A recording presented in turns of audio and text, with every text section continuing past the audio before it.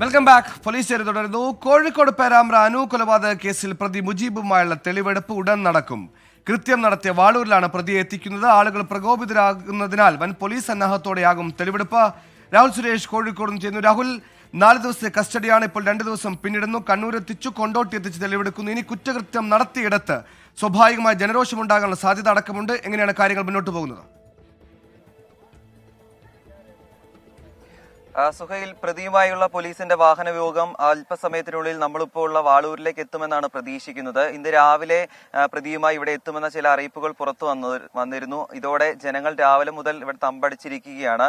ഇനി സുഹൈൽ സൂചിപ്പിച്ച പോലെ തന്നെ വാളൂരിൽ 2 ഇടങ്ങളിലാണ് തെളിവെടുപ്പ് ബാക്കിയുള്ളത്. ഒന്ന്, അനുവിനെ കൊലപ്പെടുത്തിയ നമ്മളിപ്പോൾ ഉള്ള വാളൂരിലെ ഈ സ്ഥലത്താണ്. ഇവിടെയാണ് അനുവിനെ കൊലപ്പെടുത്തിയത്. ഇവിടെ പ്രതിയുമായി തെളിവെടുപ്പ് നടത്തണം. അതോടൊപ്പം കൊലയ്ക്ക് മുമ്പ് അനുവിനെ വാഹനത്തിൽ കയറ്റിക്കൊണ്ടുവന്ന മറ്റൊരു സ്ഥലം, അങ്ങനെ 2 ഇടങ്ങളിലാണ് ഇനി തെളിവെടുപ്പ് അവശേഷിക്കുന്നത്. സുഹൈൽ സൂചിപ്പിച്ച പോലെ തന്നെ ജനങ്ങളെല്ലാം തന്നെ വളരെ പ്രകോപിതരാണ്. രാവിലെ പേരാമ്പ്ര പോലീസിന്റെ നേതൃത്വത്തിൽ ഇവിടെ വന്ന ആളുകളുമായി സംസാരിച്ചിരുന്നു. അപ്പോൾ ആളുകൾ പറയുന്ന പ്രധാനപ്പെട്ട ആവശ്യം പ്രതിയെ മുഖംമൂടിയില്ലാതെ അവർക്ക് കാണണമെന്ന ആവശ്യമാണ്. പക്ഷെ ഇത് അംഗീകരിക്കാൻ പോലീസ് ഇതുവരെ തയ്യാറായിട്ടില്ല. അതാണ് തെളിവെടുപ്പ് ഇപ്പോഴും താമസിക്കാൻ കാരണമായി വരുന്നത്.